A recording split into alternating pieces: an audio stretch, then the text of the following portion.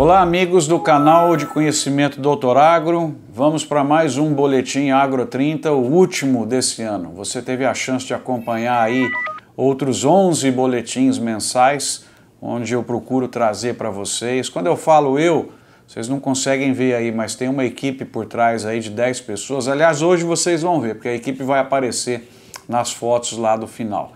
Então, a gente procura trazer aqui sempre os números mais importantes, fazer um resumo. Hoje ninguém tem tempo, aí você em 10, 12 minutos, aí, às vezes 15, às vezes eu falo demais, né?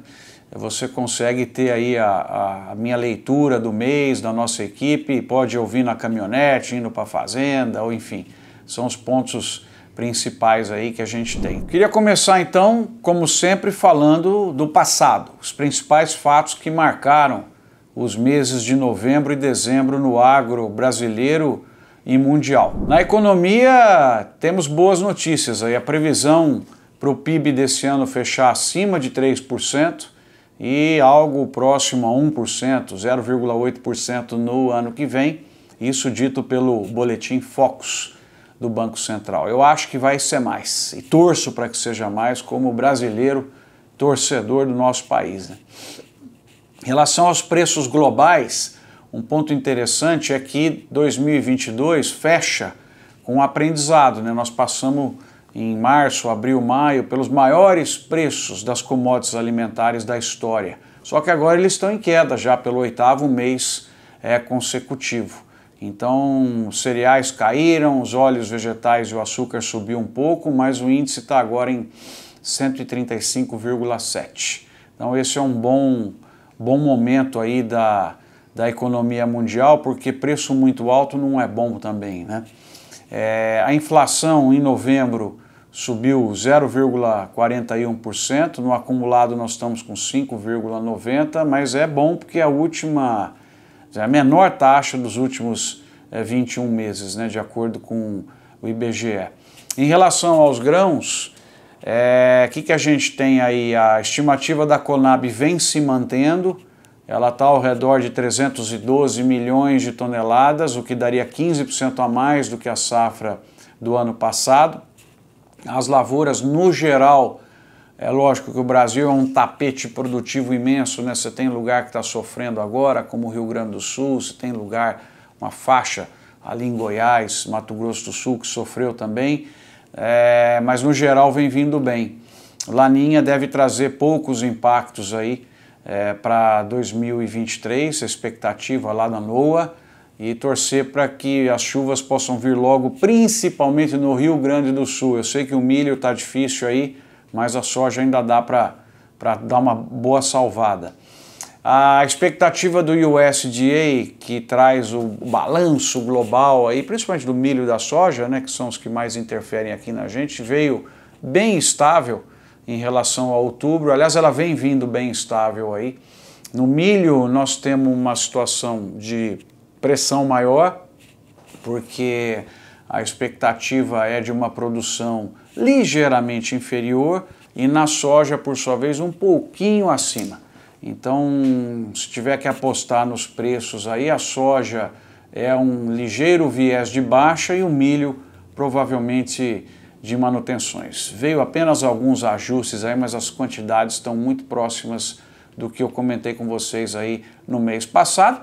Então, isso basicamente traz uma boa estabilidade nos preços, né? Nós estamos aí com já um período bom aí de 45, 50 dias sem alguma grande oscilação nos preços, principalmente aí da soja e do milho. A soja entregue em Paranaguá está 182, 183, o milho aproximadamente R$ 86 por saca, o algodão 5,31 por libra peso. Você vê que está tudo mais ou menos estável, né? O café voltou a subir um pouquinho, precisa, né? Porque tem pouca produção. Eu não estava entendendo essa queda de preços e agora está ao redor de R$ 1.000 a saca. E o boi também precisa subir, exportação está vindo super bem e a arroba está encostando de novo nos R$ 300, o que é um crescimento de 4% aí nesse mês, né? Outros pontos de destaque interessantes aí para vocês. Na cana, a moagem acumulada pela primeira vez passou a safra 21-22, que foi de 531,9 milhões de toneladas. Isso é bom, então essa safra deve ficar um pouquinho maior e todo mundo está de olho no quanto nós vamos ter na próxima safra. Então, talvez aí um número entre 560 e 570 milhões de toneladas. O valor do ATR eu acho que fecha nessa safra aqui até o final de março. A média vai dar ao redor de 1,19, 1,20. Né? Outro dado interessante para trazer para vocês aí, as exportações em novembro foram um show, um espetáculo. 12,6 bilhões de dólares o agro vendeu ao mundo no mês de novembro. Sabe quanto que isso dá, pessoal? 50% acima de novembro do ano passado. Todos estão bem. A soja, as carnes, o milho aumentou foi para 6 milhões de toneladas. Açúcar também, né? Outra vez 4 milhões de toneladas, crescimento de 53%. Então, e carnes também. Então, está muito bom, né? O mercado internacional puxando os produtos do Brasil. Nós estamos chegando já, turma, no final de novembro, com os números, lógico, de dezembro não fechou ainda, mas nós estamos chegando já nos 150 bilhões sem dezembro. Então olha que legal, nós podemos chegar a 160 bilhões de dólares vendidos em 2022, contra 120 bilhões em 2021, 100 bilhões em 2020. Eu nunca vi esse crescimento. Vai ser difícil a gente ver um crescimento dessa magnitude, né, que o agro tem nos entregue, né, que fantástico. Para os nossos produtores de laranja aqui também a situação de preços é boa, está faltando produto no mundo e a nova estimativa do Fundecitrus, né, que é a segunda reestimativa, lembrando que o Fundecitrus faz um trabalho muito legal de cadeia produtiva, soltando o número para todo mundo em maio. Nós estamos com 314 milhões de caixas de 40,8 quilos sendo esperadas aí, né, que é apenas 1% menor do que a previsão inicial feita em maio. Então isso é interessante, são pontos bons aí também. O índice de confiança do agro feito pela Fiesp cresceu aí no terceiro trimestre, está em 6,1 pontos de crescimento, chegando a 116,3, enfim, mesmo com essas incertezas na questão política, nós estamos com algum otimismo aí dentro do agro, né? Bom, o que a gente tem que observar então, fechando esse ano, janeiro? Quais são os 5 pontos que eu sempre destaco para você, produtor, ficar de olho para saber se você compra, se você vende, insumos, se você espera com o produto, enfim. Primeiro e mais importante item do planeta hoje é o clima sobre a safra brasileira de grãos. É o principal tapete onde está sendo feita a produção. Nesse momento, Estados Unidos está debaixo de neve, Canadá debaixo de neve, Europa também. Então é aqui que o mundo está de olho. Então o clima, a chuva e o desenvolvimento das lavouras. Segundo ponto que a gente tem que olhar em janeiro é que já começa a colher a safra verão e o início do plantio da safrinha logo na sequência. Essa operação também nós temos que estar de olho aí para ver os rendimentos, acompanhar, porque ela vai ser muito importante para dar o número final do milho principalmente, né? Ficar de olho no item 3, os custos de produção, insumos, arrendamentos e outros na segunda safra, né, e os cultivos de inverno. O que eu acho desse ponto, pessoal? Nós tivemos em 2022, 2021, mas principalmente 2022, explosão do custo do arrendamento, explosão do custo dos insumos, e isso deixou a agricultura muito arriscada, porque ela está com um custo muito elevado. Vocês vão lembrar aqui dos vídeos de junho, julho, e eu estava preocupado do preço começar a cair antes do custo. O que a gente vai ter aí pelo movimento todo de mercado é que provavelmente o preço se mantém, né, mesmo com o Brasil entregando essa quantidade imensa aí de grãos, e o custo começa a cair. Então eu estou um pouco menos preocupado com essa história aí. Eu acho que segue a trajetória de queda, o custo dos insumos, e tem que começar a cair, pessoal. Eu sei que tem dono de terra aqui que não vai gostar do que eu estou falando, mas o valor do arrendamento tem que começar a cair um pouco, sabe? 20 sacas de soja por hectare só de arrendamento é muito alto, coloca quem vai produzir sob um enorme risco, né? Quarto item que nós temos que olhar é o novo governo, aí os programas, projetos, políticas públicas, a indicação dos nomes, as suas perspectivas. Então esse é um ponto que eu queria voltar a comentar com vocês um pouco mais adiante. E o quinto e último item seria a conjuntura global. A questão não vai ter recessão na economia mundial ano que vem, eu acho, vai ter menor taxa de crescimento, mas mesmo assim os mercados serão maiores, principalmente de alimentos, que é a última coisa que uma pessoa corta quando ele tem alguma restrição orçamentária em casa. Então nós temos que acompanhar tudo o que aconteceu no planeta, e como é que fica a situação de Rússia e Ucrânia, a situação de petróleo, o crescimento econômico, a Covid na China, que pode trazer para nós uma oportunidade de aumento de consumo, enfim, continuar acompanhando os fatores, mas a minha expectativa e a minha torcida é que o planeta fique mais calmo em 23, que esse período que eu chamei de 3Vs, variação violenta das variáveis, que ele saia um pouco de cena em 2023, que a gente possa ter mais calmaria, com menos interferência da política, menos eleições no planeta, né, e essas coisas um pouco mais estáveis aí, né? Chega, foi muito susto esse período aí que passou, né? Terceiro bloco, queria fazer uma reflexão sobre o nosso ano aí no agro, né, os aspectos principais que a gente pode destacar para vocês, né, e que aprendizados que ficam para 2023 principalmente, né? Nós vimos aí que os impactos do clima são realmente sérios, nós tivemos geada, tivemos seca, e nós precisamos estar cada vez mais atentos e adotando tecnologias para lidar com esse aspecto, plantas mais resistentes, irrigação e uma série de outros pontos aí, ou seja, o clima ele está definitivamente na agenda e o esforço grande precisa ser feito nesse sentido pela pesquisa, pelo produtor, com sistemas de informação e outras coisas mais, né?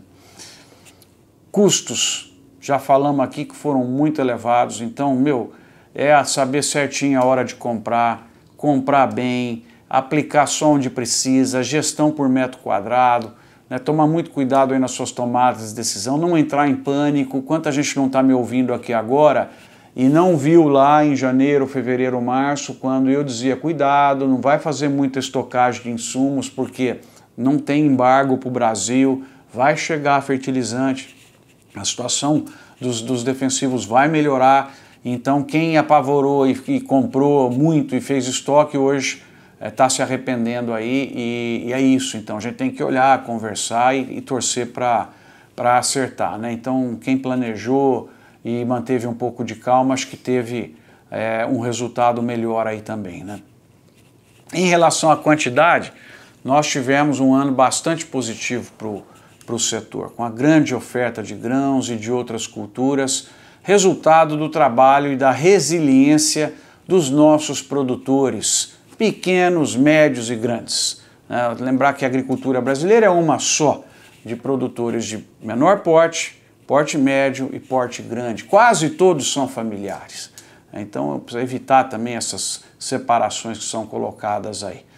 E para 2023, qual que é a macro agenda aí para vocês, pessoal? Cuidar do caixa, né? A questão financeira, saber o momento de comprar, o momento de vender. Eu vou insistir nessa frase com vocês que eu falo em todas as palestras. Vocês têm que ficar melhores antes de ficar maiores, construir margem antes de construir tamanho, gestão na unha, controlar tudo, medir, não deixar vazar, né? Esse aspecto é extremamente importante, e praticar uma agricultura moderna, agricultura de metro quadrado, que eu estou chamando aí de excelência agrícola. Então aspecto financeiro, controlar tudo e excelência agrícola. Esses produtores devem ter um bom ano aí em 2023, porque aparentemente o clima vem vindo bem, a produção promete e aparentemente nós vamos ter preços aí também. O que eu queria aproveitar esse vídeo para trazer para vocês, até peguei o óculos e a minha colinha aqui no celular, é o que a gente pode esperar e desejar para o ano que vem, 2023, né, do novo governo. Pontos que me preocupam bastante, pontos que eu acho que a gente tem condições de melhorar.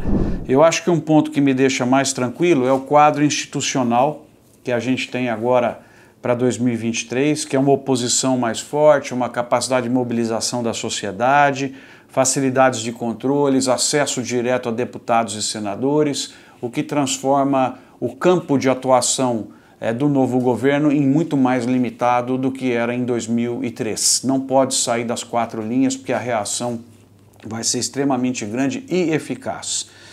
Eu tenho um pouco de preocupação com responsabilidade fiscal do governo. A gente sabe que responsabilidade fiscal é trabalhar pelos mais humildes, né? Essa ideia ela é equivocada na cabeça do presidente, que tem que expandir gastos e sem saber a consequência disso.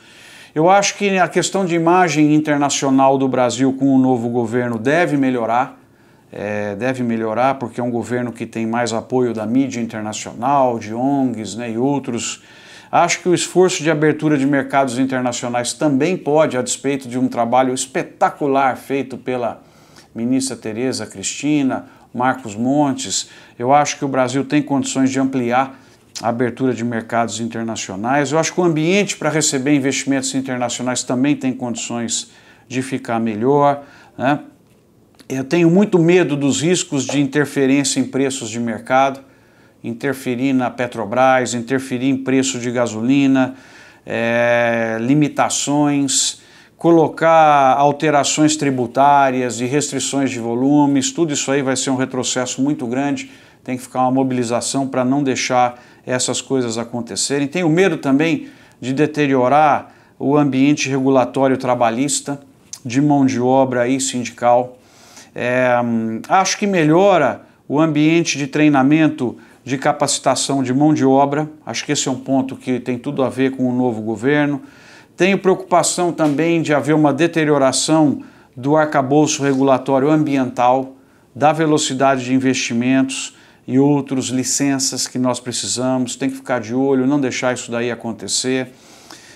Tenho um pouco de receio também que o ambiente regulatório para inovação, lançamento de novas moléculas, produtos geneticamente modificados, incentivo a P&D também não pode deteriorar.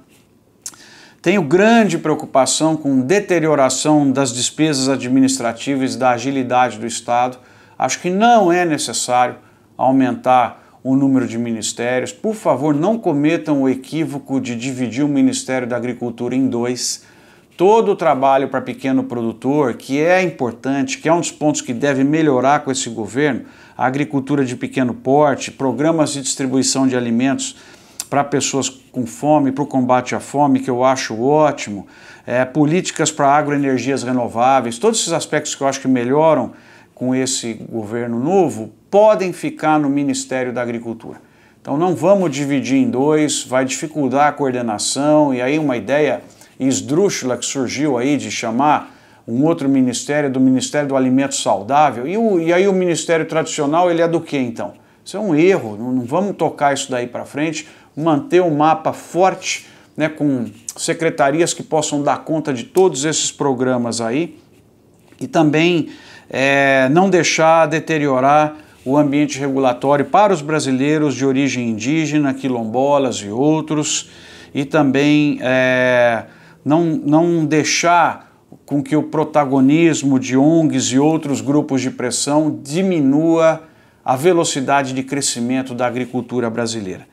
Eu acho que inclusive infraestrutura, concessões, logística pode ganhar impulso com o novo governo, mesmo com o trabalho excelente feito pelo ministro Tarcísio, atual governador de São Paulo. Acho que essa é uma área, né, que o novo governo entendeu que é o setor privado que tem que fazer. Enfim, eu quero manter o meu otimismo para o ano que vem, que esse governo do qual eu passo a ser torcedor, que ele possa viabilizar o crescimento do Brasil, porque não tem distribuição sustentável de renda sem geração de renda. Nós precisamos gerar renda. O Brasil precisa ficar mais competitivo, precisa ter investimentos, precisa produzir mais, exportar mais e criar para as pessoas a chance de inserção no modelo econômico para que elas possam caminhar com as próprias pernas. Tomar muito cuidado também com a política de bolsas para não deixar ela afetar o mercado de trabalho. Nós temos muitos lugares do Brasil hoje onde você não consegue contratar pessoas por causa da política de bolsas. Então vamos pensar numa forma criativa para que você tenha carteira registrada e tenha o suporte que essas famílias precisam ter. Afinal de contas, a inflação veio e a gente sabe a dificuldade que é. Então, é trabalhar para isso, é foco, é obsessão na geração de renda, ficar de olho para esses pontos que eu levantei aqui com os senhores, não deixar deteriorar, ter grupos de pressão, uma frente parlamentar muito atuante e trabalhar pelo Brasil. Agora é hora de olhar para frente, é hora de gerar trabalho conjunto para que a gente possa crescer e incluir as pessoas. E o agronegócio é o principal, né? Então cuidado também, pessoal, com esse insistir no erro conceitual de falar agricultura familiar de um lado e agronegócio. Não tem isso no conceito. De 1957, a agricultura é uma só, é o elo das fazendas, pequenas, médias e grandes, e o agro é o insumo, né? A fazenda, o pós-fazenda, a distribuição, o varejo, o restaurante, os prestadores de serviços, tal. É isso, o conceito é muito simples. Não vamos trazer ideologia, porque ela no final vai ajudar a destruir a renda e reduzir a velocidade de crescimento do Brasil.